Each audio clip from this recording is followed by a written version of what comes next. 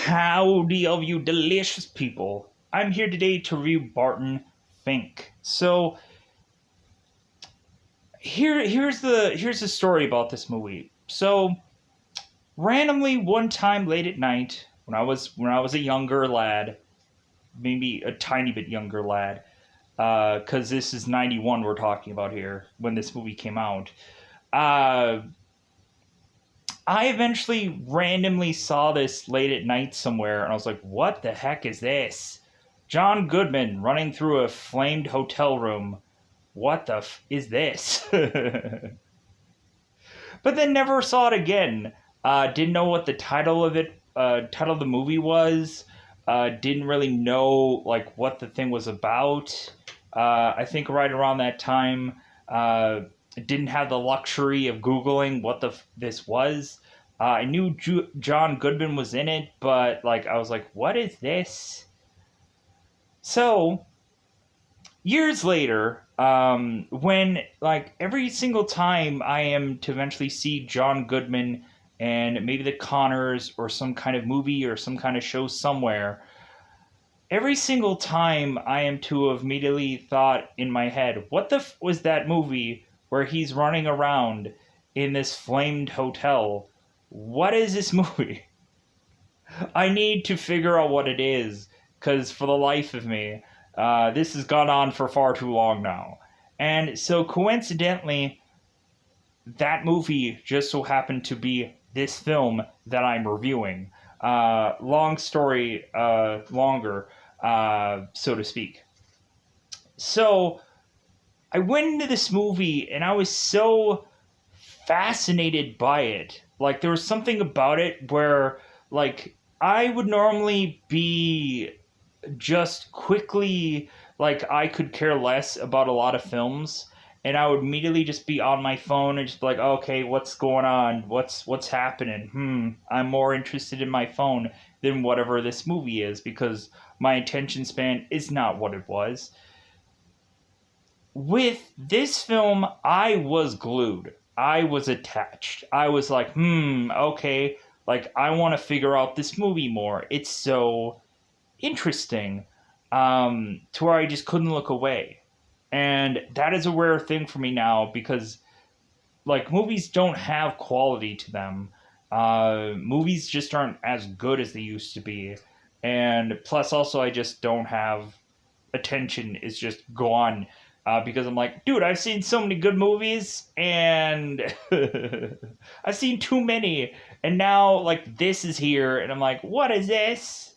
So obviously, I would say that this is a good movie just because it's so.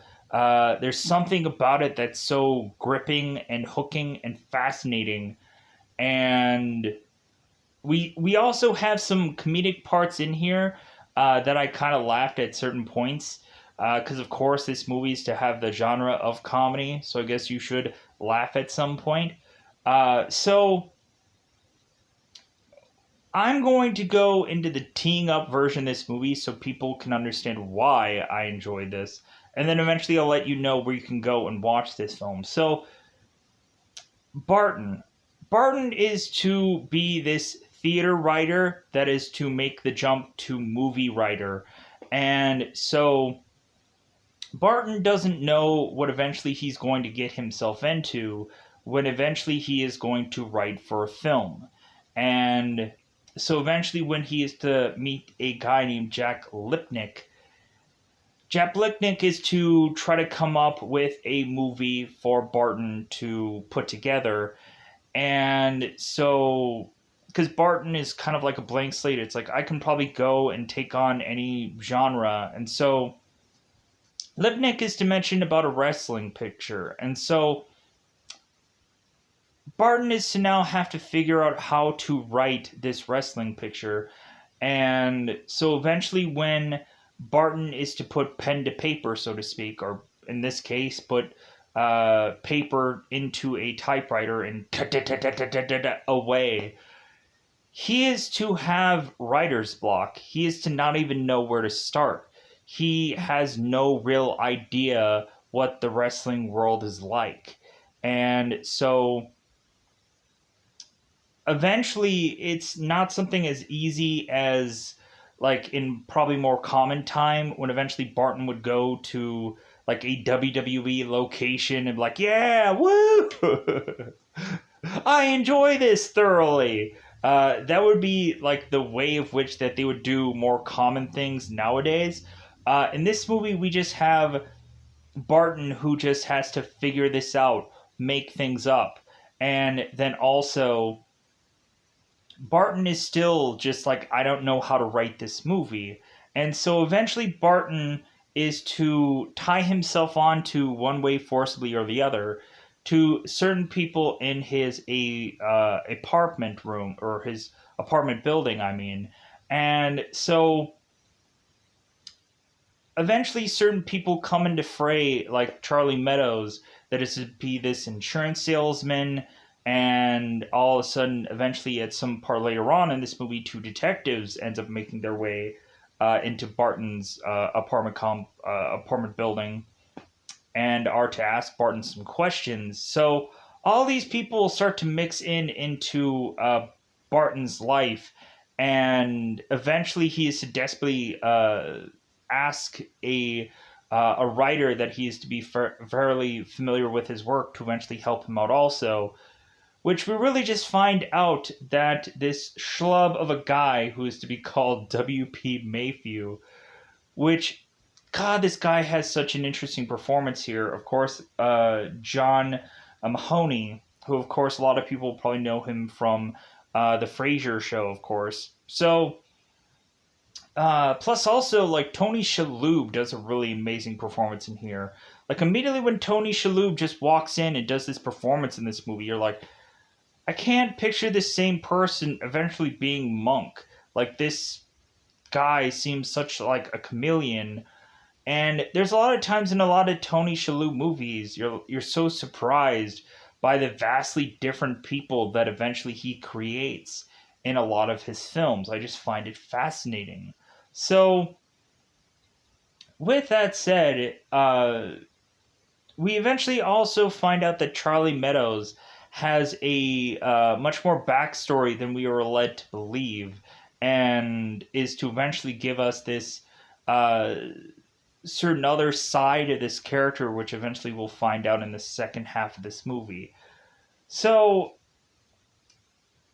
so going into this film, eventually we have it seemingly where Barton, in one way or another, is getting away with murder, stalling upon him having writer's block, and eventually people are starting to just be like, well, like, how is it that you haven't written something yet? Oh crap! Well, maybe you should just come up with something. Just like, we'll toss you some wrestling movies. Like, go ahead and figure something out. And eventually people are kind of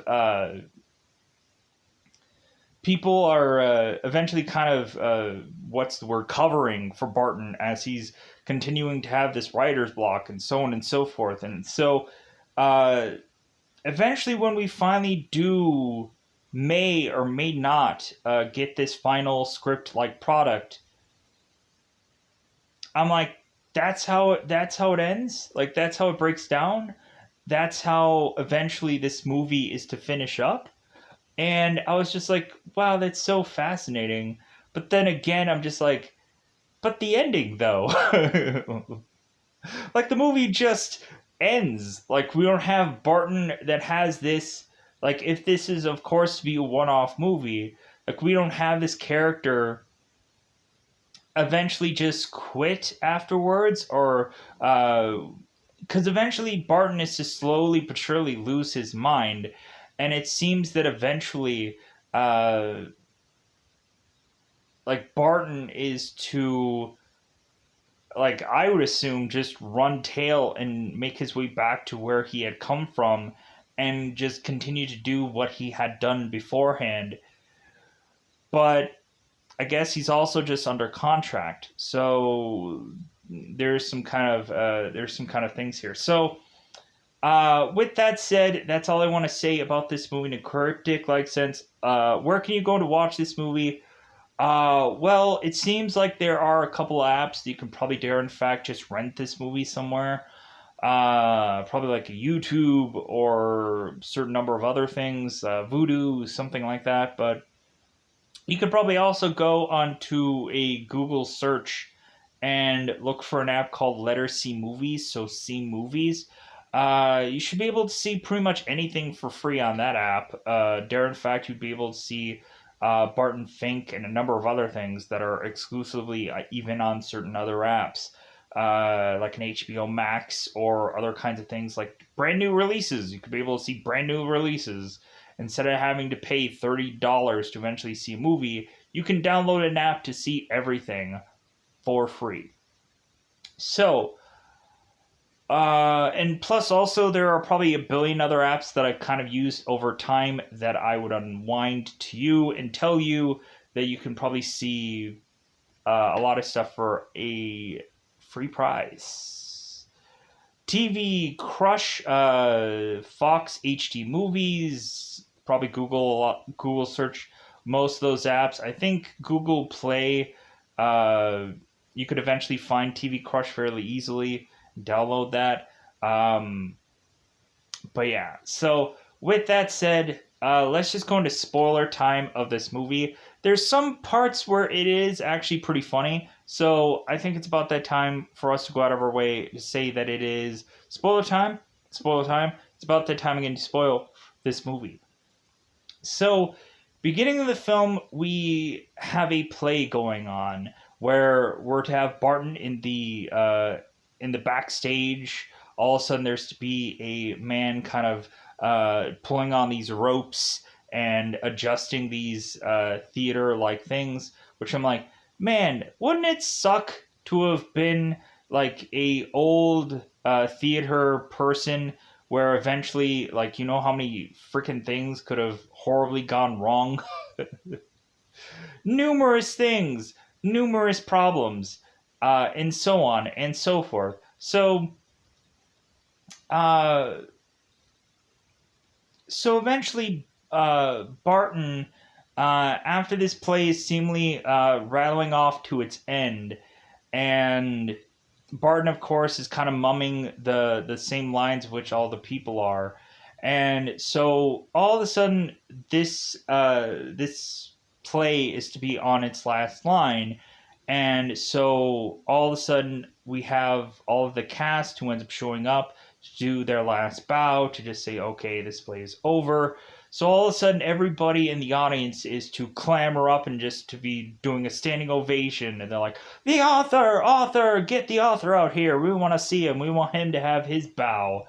And so all of a sudden, Barton is to go out there and to go and bow to everybody to eventually have people like, "Yeah, like we love this play. We really do." So Barton is to go off to go to his friends that are seemingly at this establishment, this diner somewhere, or this restaurant somewhere, to where immediately they are to tell him, it's like, oh my god, like, let's go and check out the Herald to see what they have to say about that. And Barton is to completely refuse, to just be like, no, don't tell me anything that they are to say, because I don't uh I don't want to just kind of see someone else's opinion about my own work. Like, I just want them to uh, eventually have their opinions, and I'm going to have my own work about my own opinion. And like, I don't want to eventually have anybody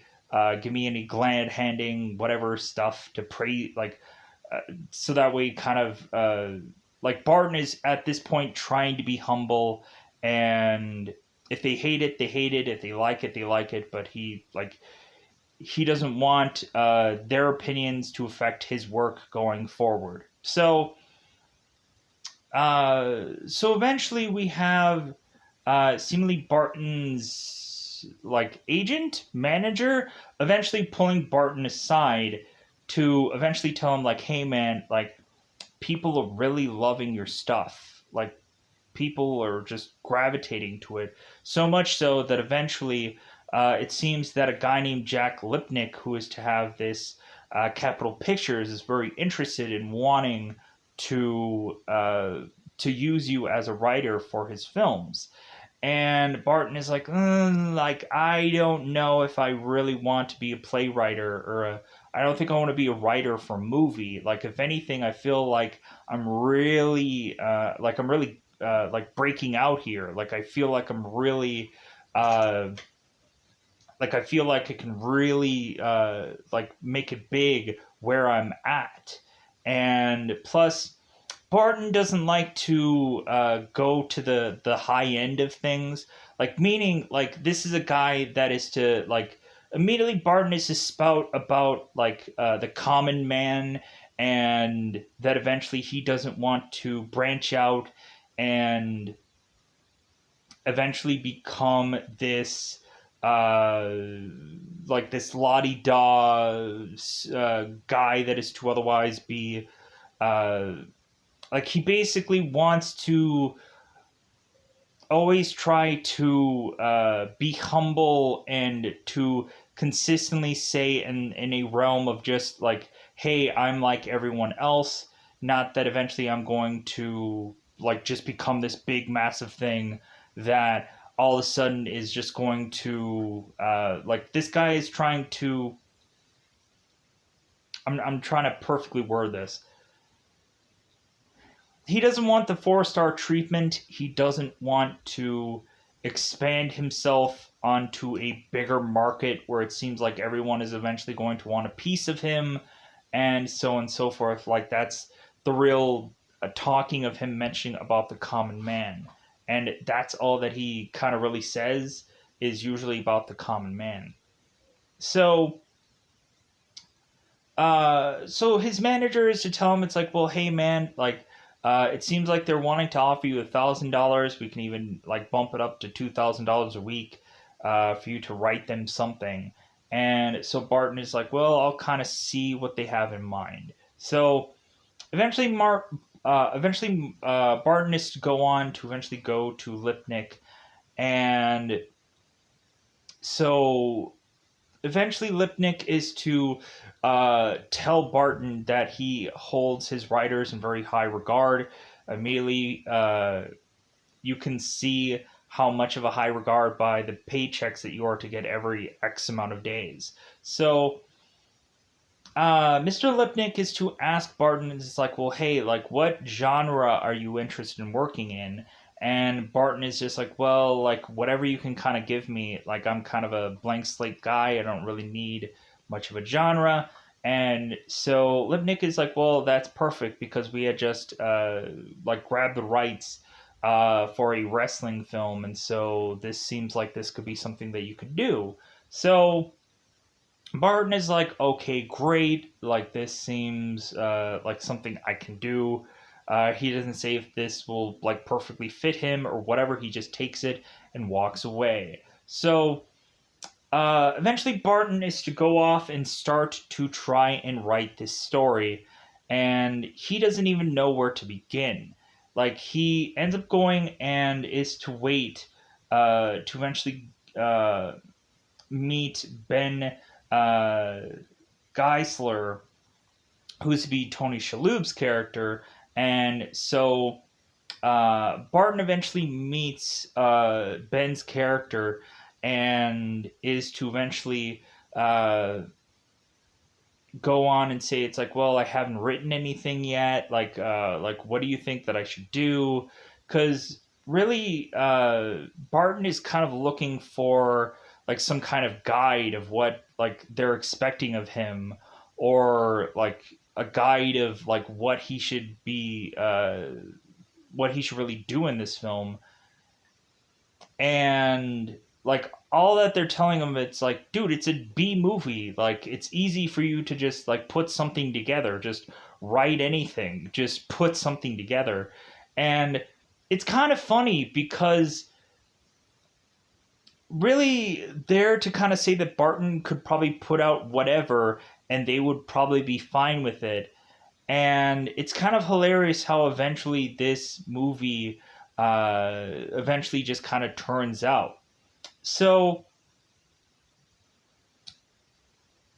so now Ben is to tell Barton to just go on and just, hey man, just go and find seemingly any like writer, and maybe you can get some kind of maybe you can kind of get some uh, like ideas off of somebody else. Maybe you can eventually go and team up with somebody and put this movie together. And so Barton is like, well, that's a fascinating idea. So all of a sudden, Barton is to go on into the bathroom, and all of a sudden, Barton is to meet himself with a guy named W.P. Mayhew.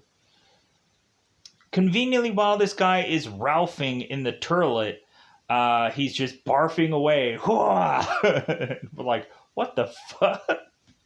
Like, this guy is hoeing away. And it seems like this guy has done it plenty enough times, because weirdly, he has a handkerchief right beneath his knees. And I'm just like, what the? So this guy is like avidly barfed. And I'm like, wow, okay, all right. So this guy heads out of the crapper after barfing away. And so we end up finding out why this guy is barfing. Not because he's sick, not because he's ill, because he's a drunk.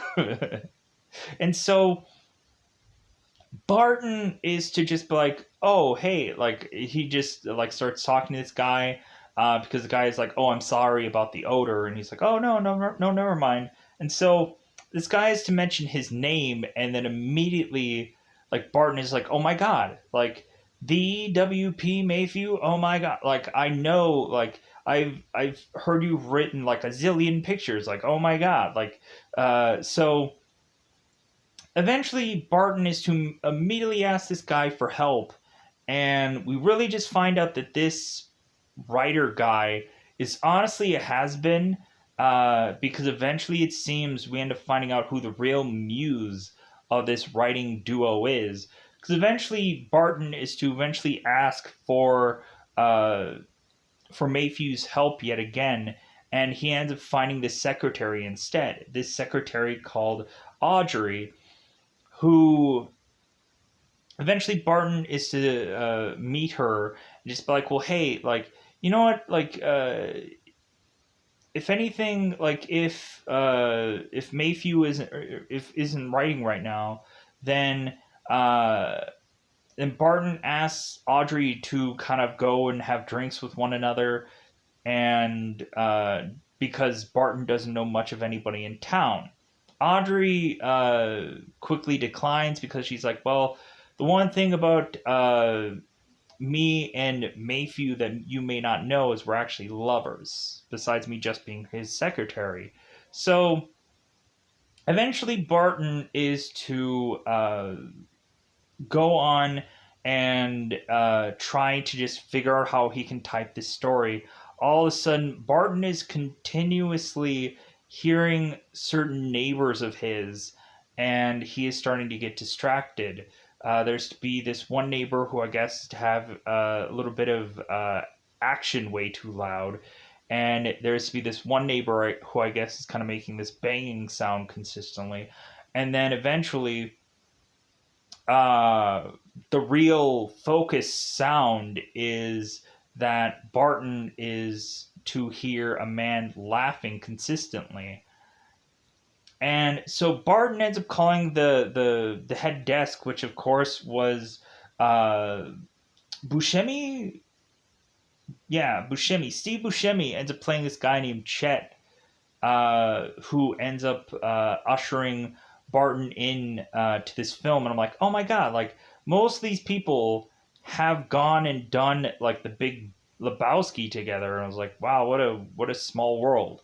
So so it was kind of interesting to see kind of this Chet character that is to kind of give Barton the welcome wagon. So Barton calls, and so we have Charlie, who is to, of course, get a call. And so this call all of a sudden has Charlie walk on over to Barton's room. And Barton's like, oh my God, I wish I shouldn't have said anything.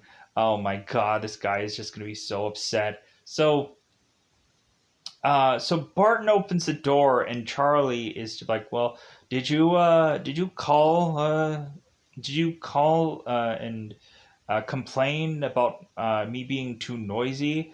And and so Barton tries to curve and tries to like, "Oh, like uh, I thought you were in duress. Like I thought that there was like something wrong going on into your apartment.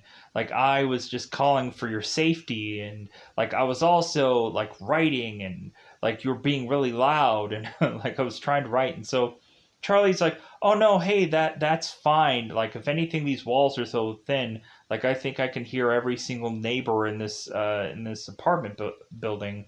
And so eventually after that moment there of uncomfortableness, all of a sudden Charlie all of a sudden just kind of goes into Barton's room and starts slowly but surely become Barton's best friend.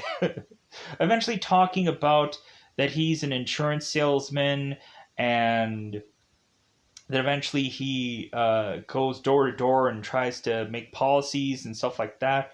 And that eventually, from time to time, Charlie comes in there because he continues to come in there. And it is to mention how there's certain times where people ridicule him about his weight or some other problem that he's to have. Immediately, he is to mention he has this like ear infection. I think this is to probably be the second time around when he comes back in, that it seems like he has leaking liquid coming from his ears. And so John Goodman's character, Charlie Meadows, is to be this, like, in all honesty, he's to be this really sweaty character throughout this whole entire film, but there's a whole reason for that.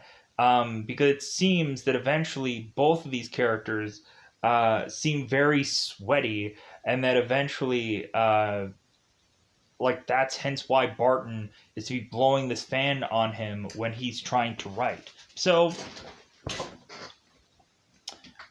eventually, Barton is to go on and on um, about how Barton is to quickly like Charlie just because he's the common man, and we end up having him rattling off about the common man, and he ends up also rattling off about him going and writing his movies, and how uh, like everything is to kind of just be made up in his head and stuff like that, and has to rattle off a whole entire person's life story and dot dot dot dot dot. So so eventually Charlie ends up going and leaving to leave Barton to his writing. And so from time to time Charlie keeps coming in, and eventually they continue to share alcohol with one another. It's kind of funny, in the very beginning of this movie we see Barton continuing to get offered like a coffee or an alcohol, but he never drinks it. He just holds it and never drinks it. And I'm just like, okay, is he not a person that it, like, when someone is to offer him a drink, he never drinks it? Or is it just a thing where everyone is to just notice that he never actually drinks the one thing that he is to be handed to him? So Barton again has this writer's block. Also, we have his wallpaper that is consistently coming off of his walls, and all of a sudden we have the sticky part of the wallpaper all becoming all this like gooey thing upon either Barton's hand or something of that means. I'm just like, like that's so gross looking. But eventually, the more and more that Charlie and Barton go into this room, eventually even Charlie realizes, like, oh, so your room does that too, where all the wallpaper is falling off. Eventually, it gets so to where Barton ends up calling uh, the desk at some point, telling them about this whole problem, and so they end up just giving him thumbtacks and to eventually just keep the wallpaper onto the walls. I'm like, okay, that's so like, why couldn't they have figured out how to solve all this? And so also, why is Barton not having any other bed sheets being put onto his bed for whatever reason? So uh, so eventually, Charlie is to let's go into this first conversation some more. So Charlie goes and finds out that Barton is to be going and now mixing himself into writing for movies, and he's like, "Oh my god!" Uh, like Charlie was to think that this guy was some low level guy uh, that he was just writing for some small bit of something, but he's like, wow, like you really made it to the big time. And Barton is like, well, yeah, I can really see how you can see it that way, but I'm just a common man like you and I. And because we have Barton just going that kind of same stretch of dialogue consistently here in this film. But so eventually Charlie is to ask him like what he's eventually sometime later that he's going and putting together some wrestling movie. And so Charlie's like, well, hey, like I can go and give you plenty of stories that I've had throughout my life. Like maybe at some point you'll make me one of your wrestlers in your movie. And and so Barton is like, well, yeah, that might be an interesting idea. So uh so we push on. So Barton ends up going and spending a eventually a day with P.W. Mayhew, and eventually it seems like P.W. Mayhew spends so much time being an alcoholic that there isn't much that Barton can actually get from him to help him write his stories.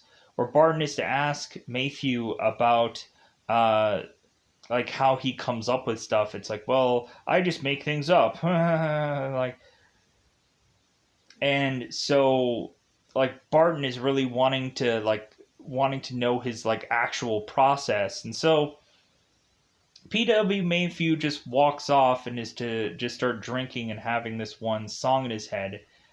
All of a sudden Audrey is starting to help PW Mayhew, and all of a sudden he slaps her across the face and walks off. And so Barton, who's now appalled by this whole scene, is to go to Audrey and tell her, it's like, man, you should leave him. Like if he harms you and if he's this drunk, like maybe you should just maybe you should just no longer be with him anymore. And Audrey's like, no, no. Uh so eventually Barton is to uh, again talk to Charlie, because eventually Charlie comes on down because he's the next contestant on You're Here Again.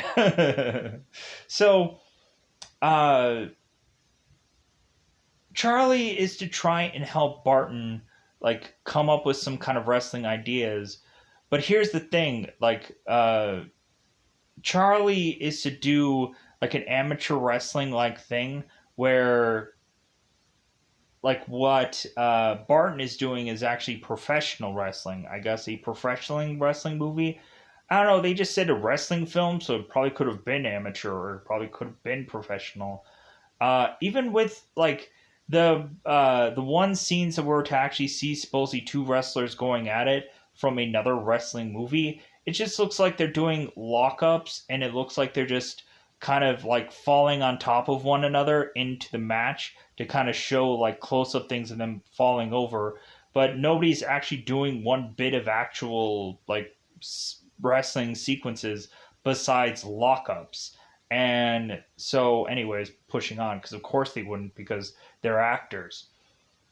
So, but I think that's also the whole point of it, is it's like, hey, see a wrestling movie, but it's not really a wrestling movie. There's no actual wrestling maneuvers going on besides a lockup.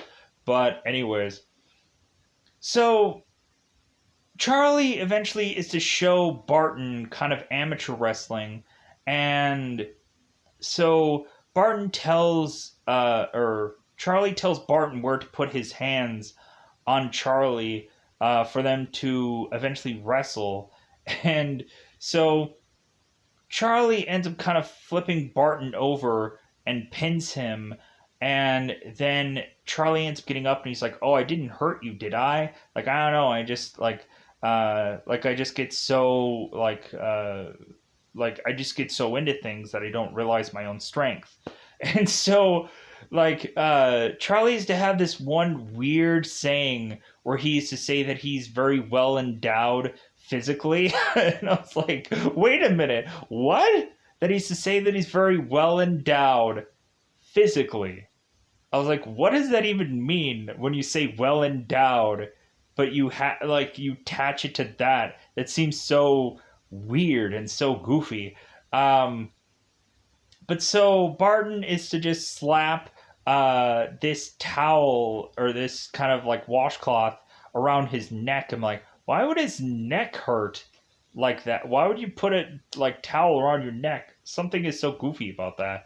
But anyways, so Charlie is eventually again just kind of walk off, and so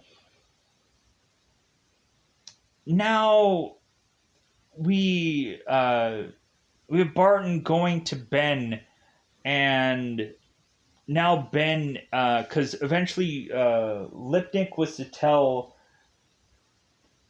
uh, Barton that at the end of the week that he should have some kind of story like all written out. And so Barton ends up going to Ben, who again is Tony Shalhoub's character, and is to mention it's like, yeah, I got nothing. Like I don't have like even the beginning of the movie. And Ben is just like, oh my god, so you have nothing? Like, so they start chucking wrestling movies at him. They tell him to go to certain private screenings to see other wrestling films or other outtakes of other wrestling films that are kind of going on right now. And like they're like desperately scrambling to get somebody to eventually help Barton out. And so, but Ben is still like, oh my god, Lipnick, like I had covered for you, and I told Lipnick that like you have given us some pages of this story, and we loved it, and we covered for you for not having a story out yet, and so, but now you're gonna have to tell Lipnick what this story is, and you have nothing. And so it's like, well, yeah, like. Plus, here's the thing. I would not have thought that you could have just come up with a movie in a week. Like from the way I see it, like I would naturally assume that like uh, like writers of a movie they end up getting like a couple of months to put something together. Like you would think they would have like almost a year to put something together. Hence why like you end up having like a movie done like a year later after like because you would have to think that uh like how much time do they really have between between writing and getting that writing out and making a movie and putting it out the year late how that's always just kind of just scratched my head about like how much time do they actually have, like um are they having it to where they have a pretty decent leeway of time when eventually the first movies to go out just be like, okay guys, like this movie seems to be going well, so definitely go out and write that script for that sequel. You have uh, 6 months 6 months, and then we'll have another 6 months to put the movie together or some. I don't know. Like I don't know how exactly that works. So you would think, uh, like everybody likes it. They go and like I don't know. I don't know how movies work. But anyways, pushing on. So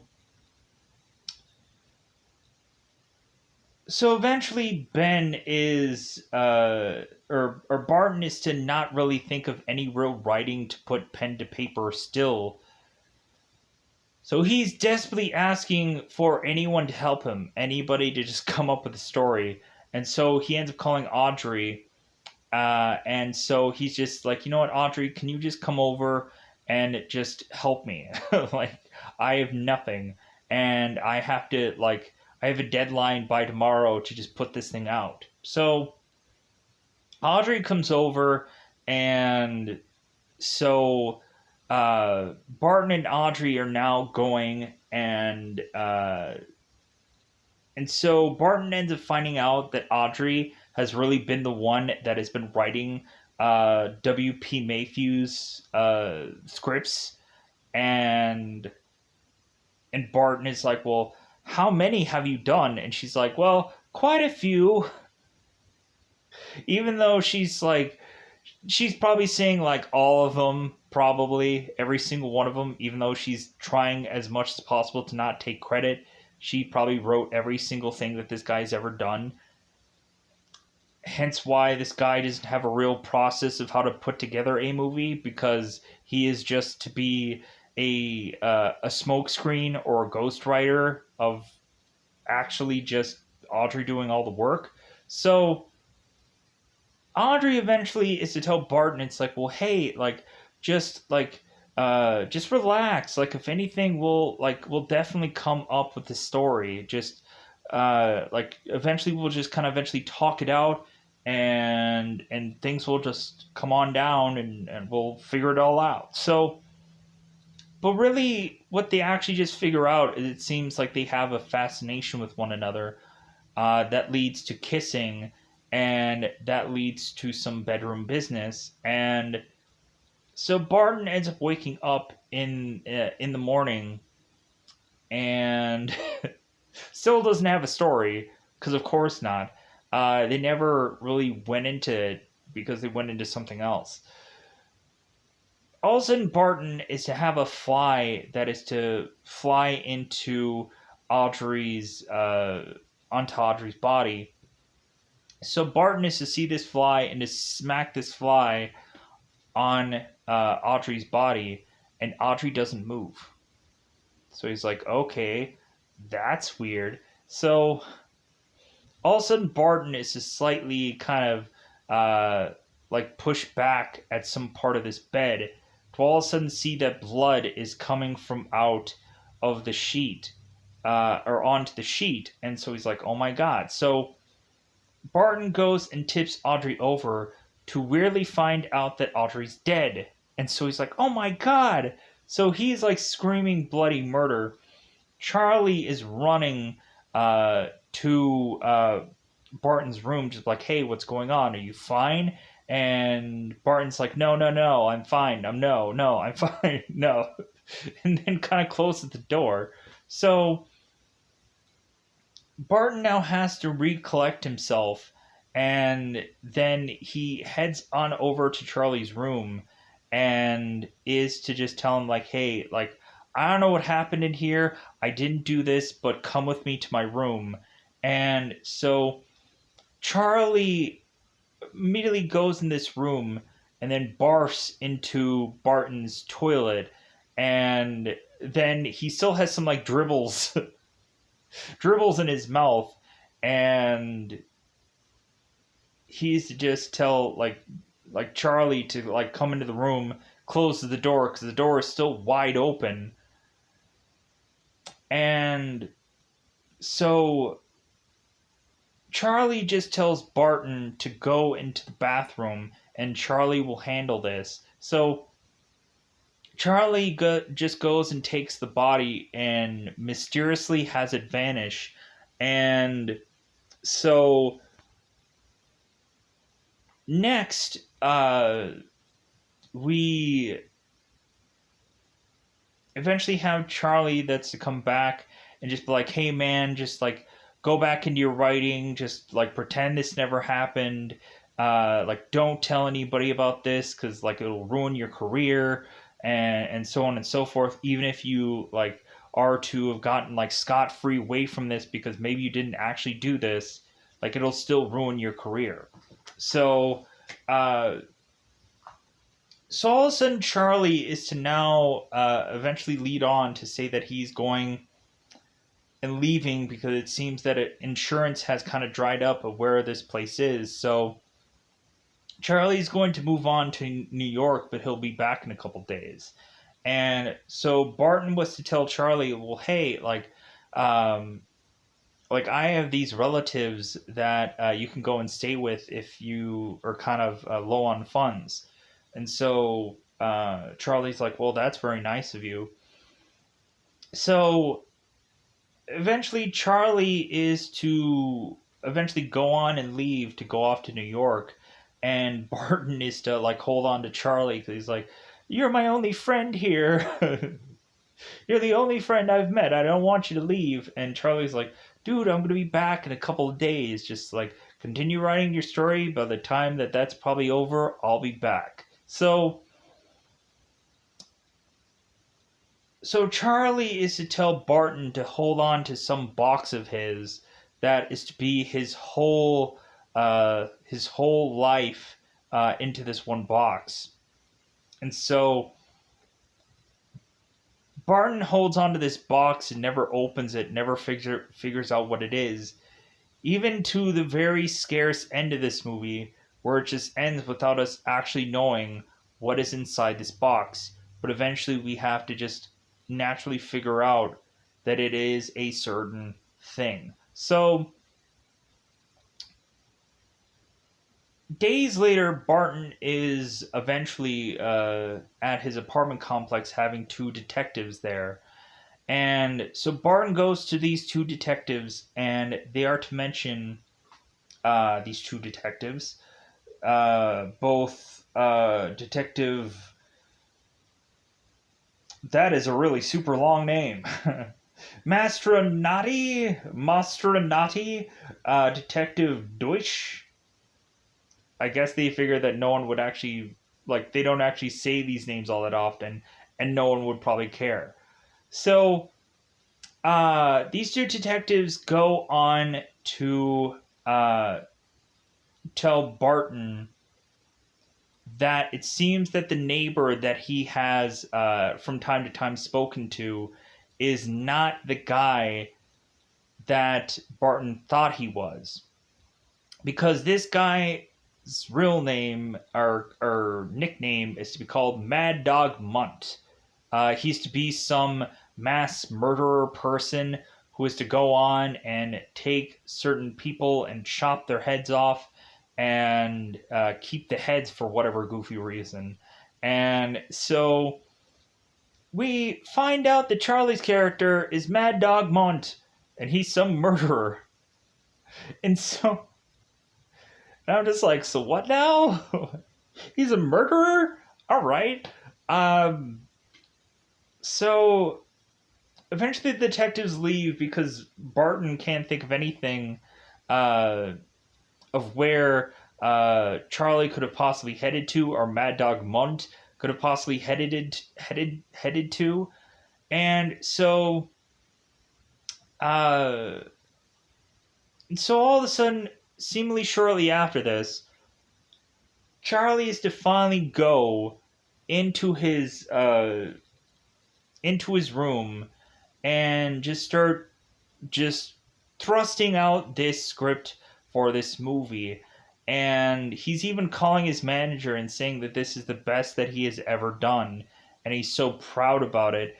And so his manager is like, well, great, but it might not like, but no, like Barton is just so like happy about what this all was. So Barton is eventually to leave and then come back. And so all of a sudden, these two detectives are to be in his apartment room, going and rattling off this script. And the guys are just to be like, well, like, and you call yourself a writer? Whatever, right?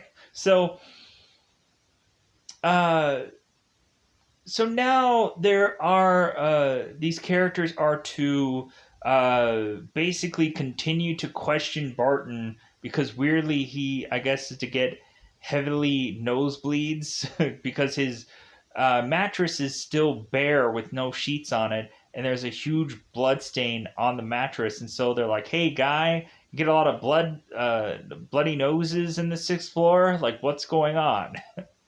And Barton is just like kind of skirt away with all this, and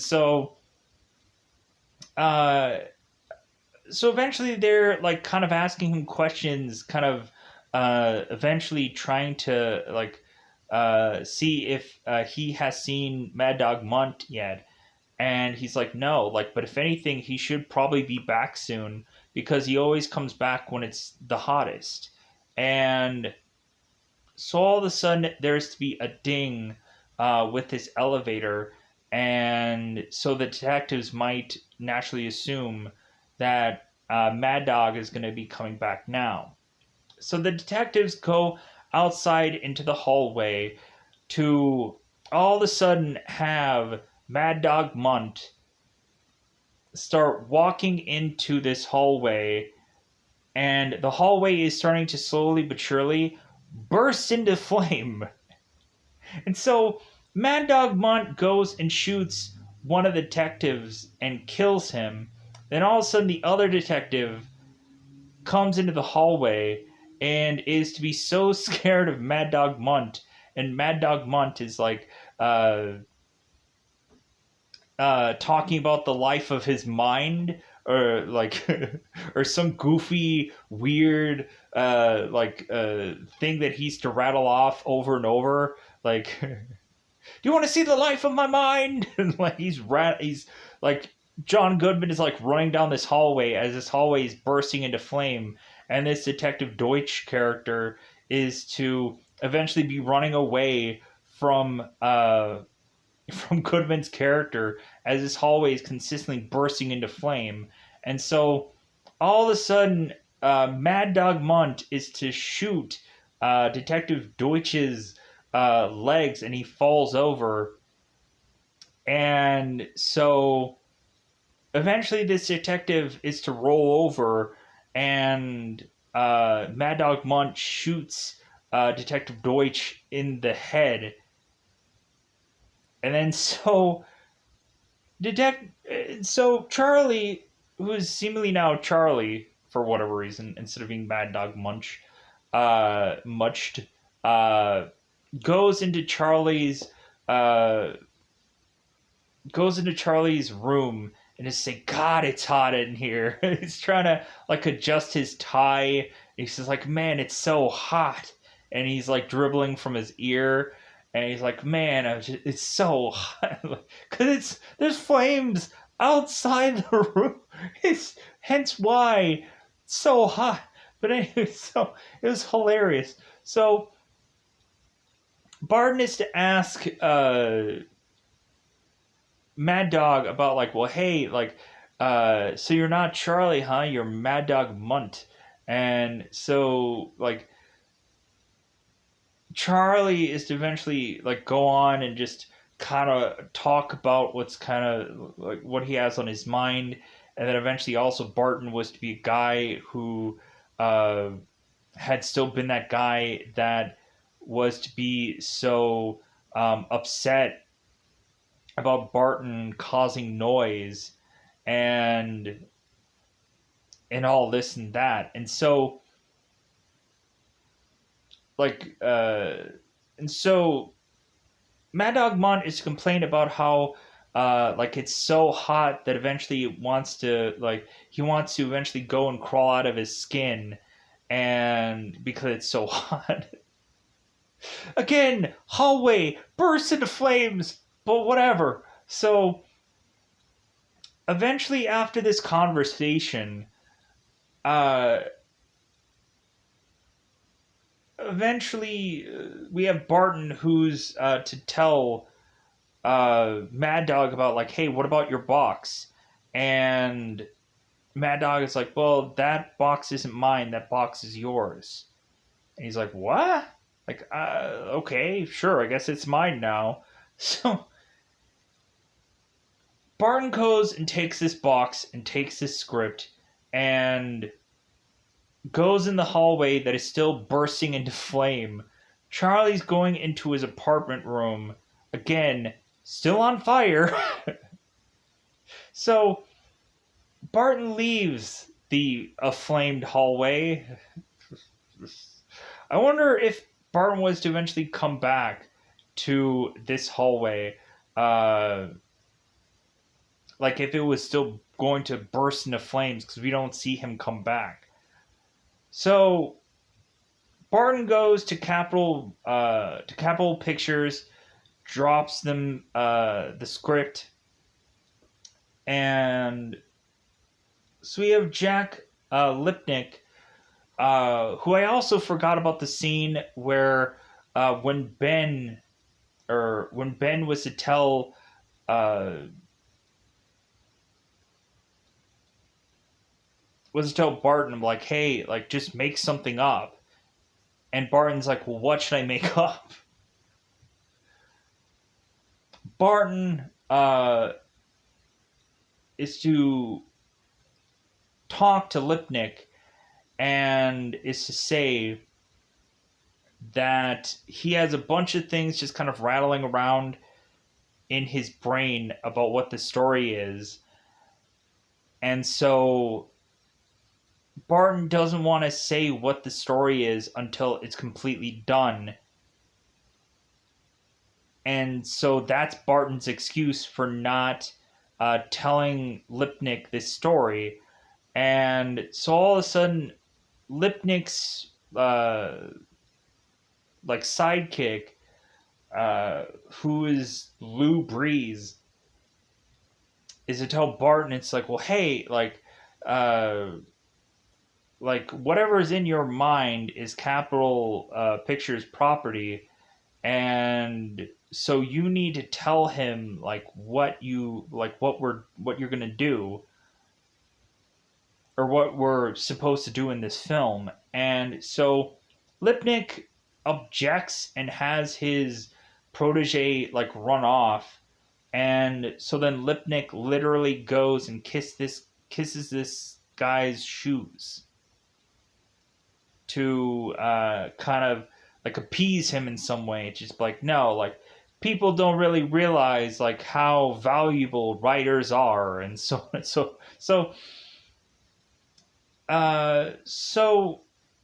Barton is to re-meet up with Lipnick, who weirdly is wearing a military outfit that evidently, or that they put together for him to wear. Like whoever was to be working with wardrobe that day gave him this suit. It seems that he's forced to go into the military to fight the Japanese. Sure. Uh, so Lipnick is to have supposedly read this story, and so Lipnick tells Barton that his story is not that good. That Barton is to have too much like mental wrestling and not actual wrestling that is to be done on some mat. And so Lipnick is just to be frustrated by Barton's story, and it's like, well, isn't this supposed to be some B movie that at first they didn't really care about, that they could have probably put anything together and they would have probably accepted it? Now all of a sudden, Lipnick is to be just disappointed about what Barton was to put together, and Barton is to say, well, it's the best work that I've ever done. And Lipnick is so frustrated by this, to the point of him just saying, well, you know what, instead of just firing you because technically you're on contract, we're just going to have you like continue to write us stories, but we're never going to produce them. But like, we're just going to have you just continuing to write stories for us, and that you're going to do it without like do it, and we're never going to make it, but like, hey, you're going to just keep writing these stories. I'm like, what a waste then. Like, you would have thought that it would have just like, okay, well, obviously, like, this isn't working out, like, you're fired, like, we're going to just kind of rip up your contract. And but I guess they could have just gave him another opportunity and just said like, well, like, it didn't seem like this worked out, but maybe this other script or this other idea may work out better. You would have thought probably any number of writers would have had so many at the drawing board moments, but to each their own. So Barton, after hearing this news, just goes off to go to this beach, and just sitting on this beach, all of a sudden, to see this swimsuited babe that is to be on this towel and just going off and just doing this like weird pose of sorts, and is to seem identical to the bathing suit babe that Barton had seen a painting of in front of him while he was trying to write numerous times over. The only thing is the bathing suit of the girl in the painting isn't the exact same as the girl that we see here at the end of this film. So, uh, Barton sits there at this beach. So, this girl is to look at Barton's little box. I'm like, what's in the box? And Barton's like, I don't know. She's like, well, shouldn't that, like, is it even yours? And he's like, meh, I don't know. And so Barton is like, yeah, you're really beautiful. Like, you should be in movies. And she's like, whatever. Like, don't say that. So this girl just goes on and just starts to look, just starts to do these poses. Like, I guess, the photo that you were to have seen before. And that's just how the movie ends. That's just how the movie rattles off. We also had a moment when Barton was to finish his story. We also had Barton, weirdly in some random scene, he goes to this one place where a bunch of people are dancing, and he grabs some woman and he's dancing with her. All of a sudden, a sailor is to kind of pat Barton on the shoulder and be like, hey man, like, I'm shipping out soon, so how about you give a Navy man a try? And Barton's like, no, no, no, like, I'm dancing with this woman. And so, but this Navy guy's like, well, like, but I'm shipping out. Like, give a naval guy a try. Like, come on, guy. And Barton's like, no, I'm celebrating. Like, and so Barton ends up getting so frustrated that this guy is trying to approach his woman that Barton just rattles off and is just like, hey, like I'm a creator. I created something. Like, this, my mind is my uniform. And so Barton is like rattling off. All of a sudden, this causes a fight between the Navy and the military, and they're duking it out. And Barton is to just kind of like scuttle out of this whole fight unscathed. And so, like, I guess that's how to really just rattle off and finish off this movie. So, with that said, I think I can get out of here. I immediately realized that I probably said the word eventually a lot. I'm sorry about that. I do that so often, and I don't even realize it. It's a transitional word. There's a lot of times where I just have problems with just saying certain things, but there's certain times where, like, stories are hard. There's a lot of crap to say, and you just end up having to need a moment or some kind of something to make it through certain parts, where eventually you'll get an or an or eventually or something. So I'm sorry, but hey, like, eventually someone will like some other thing that I review. So with that ado, I'm gonna get out of here. Bye bye. Bye bye.